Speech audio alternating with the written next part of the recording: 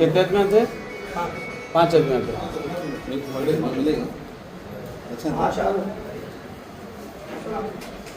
अब्दुल वकील है। मैं MR ऑफिस तानूर में जूनियर असिस्टेंट हूँ। मैं RDO ऑफिस जो है सो फैला लेने का से गया था। वह RDO ऑफिस में फैला ले लेके तानूर मंडल को ऑफिस को जारू था।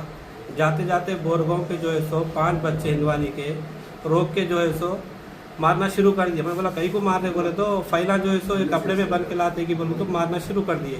अरे मैं बोला मैं रोजे में भाई नको मारो, क्या है सो ऑफिस में आके ऑफिस में बात करो हमारे तहसीलदार साहब से। बोले तो वो नहीं बोल के सीधा मारना, लकड़ी से मारे और हेलमेट से मारे और जो है सो पीठ पे पूरे जख्म है, हाथों और पैरों पे भी ऊपर पूरे मार है। ये जो है सो बोरगांव में मारे, तानूर मंडल में बोरगांव में 5 बच्चे हैं।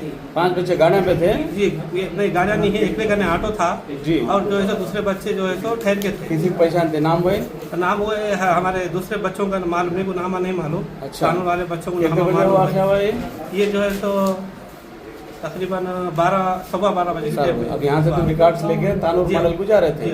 बोरगांव को? अब वहाँ से ड्यूटी करते थे उनकी सब? गुजारू था। सीनियर असिस्टेंट है वहाँ पे? जी, जूनियर असिस्टेंट। जूनियर असिस्टेंट है, अच्छी बात। रिकॉर्ड लेके ये RDO साहब को बोले आप कंप्लेंट कर रहे हैं? साहब के मीटिंग में थे, कहते उनके असिस्टेंट साहब को बोले, अच्छा, तहसीलदार साहब को फोन दिए, करे। तुम्हारी तरफ से पिटीशन दिए तानूर में? हाँ, तानूर में दिए। दे देंगे। लकड़ियाँ से और हेलमेट से मारे? हाँ जी, लकड़ियाँ कुछ से बोले खास और कुछ से भी? कुछ भी नहीं बोले। तहसीलदार साहब का नाम क्या है? लिंगा मूर्ति। तानूर तहसीलदार।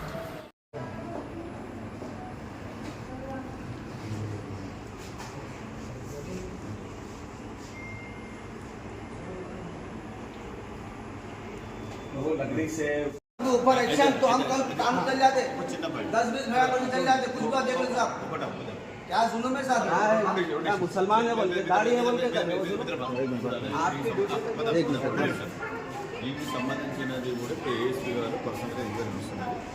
లంజాగా ఇంత ముందు పోలీస్ మీద కూడా చేసిండు, అది ఉన్నది ఆయన రికార్డు ఉన్నది. ఏం చేస్తున్నారు మరి పోలీసులు? ఒకటేదంటే దీనికి సంబంధించినది ఏదైనా కంపల్సరీ ఎంక్వైరీ నడుస్తుంది. ఎంక్వైరీ ఆధారం చేస్తారు.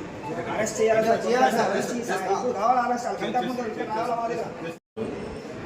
వకీల్ ఆడియో ఆఫీస్ నుంచి వెళ్ళి రెవెన్యూ రికార్డు తానూరుకి తీసుకువెళ్తుంటే ఊరిగాం వద్ద అతని మీద కొంతమంది దాడి చేశారనేది మా దృష్టికి రావడం జరిగింది.